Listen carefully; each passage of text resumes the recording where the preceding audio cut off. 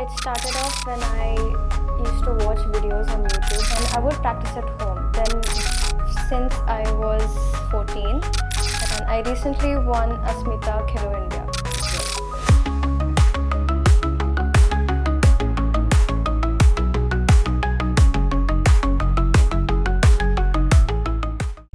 Assalamu alaikum wa rahmatullahi wa barakatuh. Today's episode is very special because we have Miss Farzeen Zakati with us. She is a yoga and wushu player who's been making Goa proud with her amazing performances. Let's get to know her story, her struggles and what keeps her motivated. So Farzeen, we want to know about your journey, like what inspired you to take up a gymnastic and where did you got your training in yoga? It started off when I used to watch videos on YouTube. There was this one trending YouTuber at that time, Anna McNulty. I just came across her YouTube channel and I started watching her videos and I would practice at home. Then when I was in 6th, my yoga teacher approached me and that's how I participated in my first competition. I won a bronze medal and after that I met Daul sir, who is a gymnastics coach.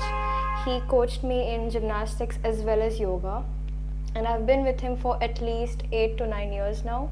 I practiced since I was 14 and I'm still continuing now, and I recently won Asmita Khelo India as well.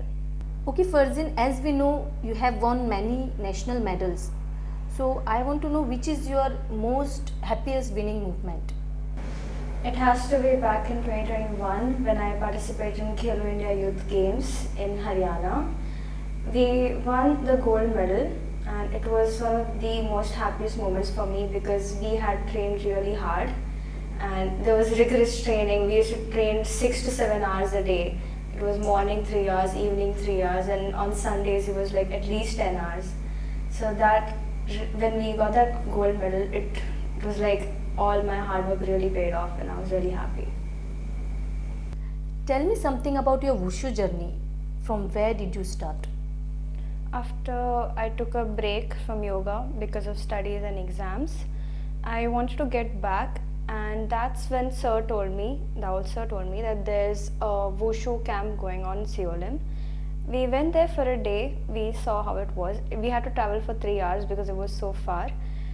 I saw how they were training and I really liked it, and turns out they were training for the national games, the 37 national games that were going to go on in Goa, and we stayed there for a month and we trained, and then I took part in wushu.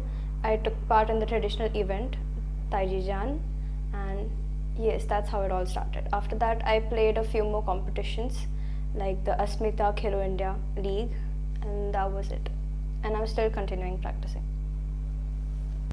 So wushu is an upcoming sports in Goa, and do you have all the facilities available like training centers and the coaches? To be honest, we have only one training center in Seolim and we do not have a coach at the moment. There is a secretary who sometimes trains the kids, but that's only for certain events. We don't have a coach which trains all the kids for all the events.